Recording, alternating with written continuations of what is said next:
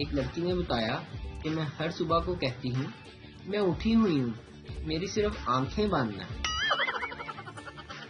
کتنا ہی اچھا ہوتا اگر مچھر خون کی بجائے چربی چوس لیتے۔ گاڑی میں پیٹرول ڈلوانے کی بجائے خود 1 لیٹر دودھ پی کر سائیکل چلائیں، مہنگائی بھی کم لگے گی اور صحت بھی اچھی رہے گی۔ اسکول کے دوست کتنے بھی کمینے ہوں لیکن اسکول ختم ہونے کے بعد ان کی یاد بہت آتی ہے۔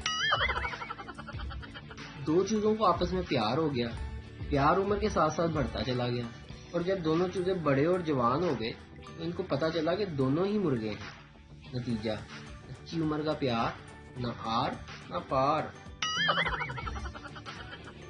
بیوی: میں نے گدھوں پر ریسرچ کی ہے، وہ اپنی گدھی کے سوا کسی دوسری گدھی کو نہیں دیکھتا۔ شوہر: اسی لیے تو اسے گدھا کہتے ہیں۔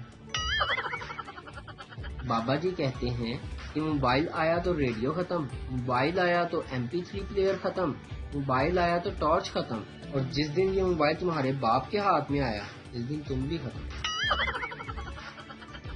بیگم پہلی مرتبہ موٹر وے پر اکیلے ڈرائیونگ کرنے نکلی تو اچانک خاوند کا فون آ گیا۔ خاوند نے پریشان لہجے میں دریافت کیا، بیگم کہاں ہو تم اس وقت؟ بیگم: موٹر وے پر ڈرائیو کر رہی ہوں۔